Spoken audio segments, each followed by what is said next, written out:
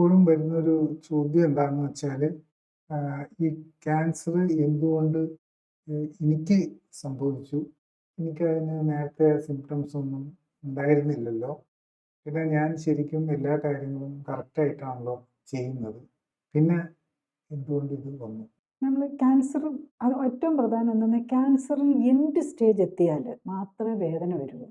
വേദനയോ ഒരു ബുദ്ധിമുട്ടോ ഒരു നീർക്കെട്ടോ ഒക്കെ ആയിട്ട് വരുന്നത് അത് ലാസ്റ്റ് സ്റ്റേജ് എത്തിക്കഴിഞ്ഞിട്ടായിരിക്കും മോസ്റ്റ് പ്രോബബ്ലി. അതിന് മുമ്പുള്ളത് നമ്മൾ ആക്റ്റീവ് നോക്കിക്കൊണ്ട് നമ്മൾ തന്നെ ഒരു സ്ക്രീനിങ് ഒക്കെ നോക്കുക, അല്ലെങ്കിൽ വേറൊരു ആവശ്യത്തിന് പോയി ചെയ്യുമ്പം കണ്ടുപിടിക്കപ്പെടുന്ന. അപ്പം നമുക്ക് ക്യാൻസർ വരാനുള്ള ഒരു പോസിബിലിറ്റി ഏത് ഓർഗനെ വേണേലും നമുക്ക് ബോഡിയിൽ ക്യാൻസർ വരാനുള്ള സാധ്യതയുണ്ട്. അപ്പം അത് നമ്മൾ മനസ്സിലാക്കി നമ്മുടെ ഫാമിലിയിൽ അങ്ങനെ ചാൻസ് ഒക്കെ ഉണ്ടെങ്കിൽ നമ്മൾ സ്ക്രീനിങ് ചെയ്തുകൊണ്ടിരിക്കണം. അതാണ്. അപ്പം ബ്രസ്റ്റ് ക്യാൻസറിൻ്റെ കാര്യത്തിലാണെങ്കിൽ നമുക്ക് ഒരു ഗുണമുണ്ട്. നമുക്ക് ബ്രസ്റ്റിൻ്റെ നമുക്ക് ലേഡീസിന് ലേഡീസ് ആണെങ്കിലും ജെൻസ് ആണെങ്കിലും അത് എക്സ്റ്റേണല്ല. അപ്പം നമുക്ക് തൊട്ട് നോക്കിയാൽ അറിയാൻ പറ്റും എന്തെങ്കിലും മുഴകളോ എല്ലാം വരുന്നുണ്ടോ.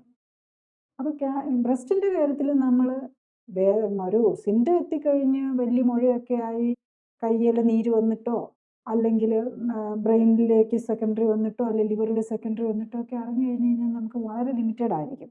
പക്ഷെ നമുക്കതിനൊക്കെ വളരെ മുമ്പ് തന്നെ ഇത് കണ്ടുപിടിക്കാൻ പറ്റുന്നതേ ഉള്ളൂ.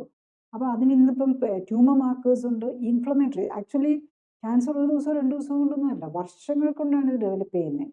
അപ്പോൾ അതിന് നേരത്തെ കണ്ടുപിടിക്കാൻ വേണ്ടിയിട്ട് ഇൻഫ്ലമേറ്ററി മാർക്കേഴ്സ് ഉണ്ട്. ആദ്യം കൂടുന്ന ഇൻഫ്ലമേറ്ററി മാർക്കേഴ്സ് ആയിരിക്കും. അത് കഴിഞ്ഞാൽ ട്യൂമർ മാർക്കേഴ്സ് വരാം. അത് കഴിഞ്ഞ് കഴിഞ്ഞാൽ നമുക്ക് മുഴയായിരിക്കും. ഇപ്പം ബ്രസ്റ്റിനെ സംബന്ധിച്ചിടത്തോളം നമുക്ക് മാമോഗ്രഫി ഉണ്ട്, അൾട്രാസൗണ്ട് സ്കാൻ ഉണ്ട്, MRI ഉണ്ട്.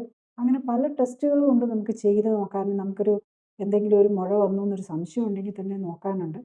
അപ്പം അതിന് കറക്റ്റായിട്ട് യൂസ് ചെയ്ത് കഴിഞ്ഞ് കഴിഞ്ഞാൽ നമ്മളുടെ ഈ പ്രീ ക്ലിനിക്കലായിട്ട് ക്ലിനിക്കലി മാനിഫെസ്റ്റ് ചെയ്ത് കഴിഞ്ഞിട്ടല്ല ക്യാൻസർ നമ്മൾ കണ്ടുപിടിക്കേണ്ടത്. പ്രീ ക്ലിനിക്കൽ സിറ്റുവേഷനിൽ തന്നെ കണ്ടുപിടിക്കുകയാണെങ്കിൽ നമുക്കതിന് കീമോയോ റേഡിയേഷനോ സർജറിയോ ഒന്നും വേണ്ടി വരികയില്ല. കൂടുതൽ അറിയാൻ ലിങ്ക് ക്ലിക്ക് ചെയ്യുക. കൂടുതൽ വീഡിയോകൾക്കായി സബ്സ്ക്രൈബ് ബട്ടൺ അമർത്തുക.